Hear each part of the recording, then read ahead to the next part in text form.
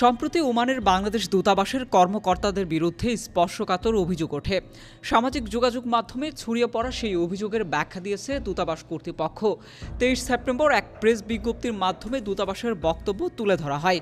এতে বলা হয়, সম্প্রতি সোশ্যাল মিডিয়া ও কয়েকটি অনলাইন নিউজ পোর্টালে দূতাবাসের পাসপোর্ট ও ভিসা উইংয়ের স্থানীয় ভিত্তিক গাড়ি চালক কাম বার্তাবাহক নিজামুদ্দিনকে চাকরিচ্যুতির পরে দূতাবাসের কয়েকজন কর্মকর্তাদের বিরুদ্ধে পাসপোর্ট সেবা প্রদানের হয়রানি সহ নানা রকম অভিযোগ করা হয়েছে, যা মিথ্যা ও উদ্দেশ্য প্রণীত।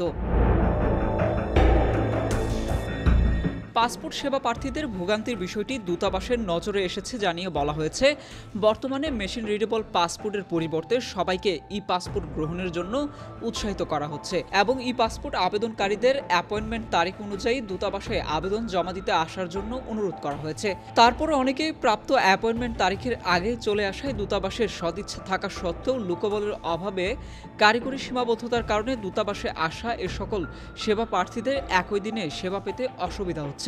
তাই ই পাসপোর্ট সেবা প্রার্থীদের অ্যাপয়েন্টমেন্ট তারিখ অনুযায়ী আসার জন্য পুনরায় অনুরোধ করা যাচ্ছে। তবে যেসব সেবা প্রার্থীরা সালালা, খাসাব, মাসিরা, বুরাইমির মতো দূরবর্তী জায়গা থেকে আসেন, তাদের ওই দিন অ্যাপয়েন্টমেন্ট না থাকলেও অগ্রাধিকার ভিত্তিতে সেবা প্রদান নিশ্চিত করতে দায়িত্বপ্রাপ্ত কর্মকর্তাকে নির্দেশনা দিয়েছে দূতাবাস। দূতাবাস ওমান প্রবাসী বাংলাদেশিদেরকে বিদ্যমান লোকবল দিয়ে কাঙ্ক্ষিত সেবা প্রদানের জন্য আপ্রাণ চেষ্টা করে যাচ্ছে বলেও প্রেস বিজ্ঞপ্তিতে উল্লেখ করা হয়।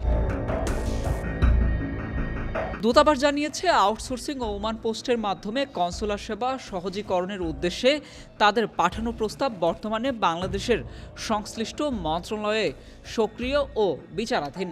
প্রেস বিজ্ঞপ্তিতে বলা হয়, পাসপোর্ট সেবা প্রদানের সাথে কোনো প্রকার সংশ্লিষ্টতা নেই এমন কর্মকর্তাদের বিরুদ্ধে পাসপোর্ট সেবা প্রদানের হয়রানির অভিযোগ করা হয়েছে, যা উদ্দেশ্যমূলক এবং অসৎ উদ্দেশ্যে করা হয়েছে বলে প্রতীয়মান হয়।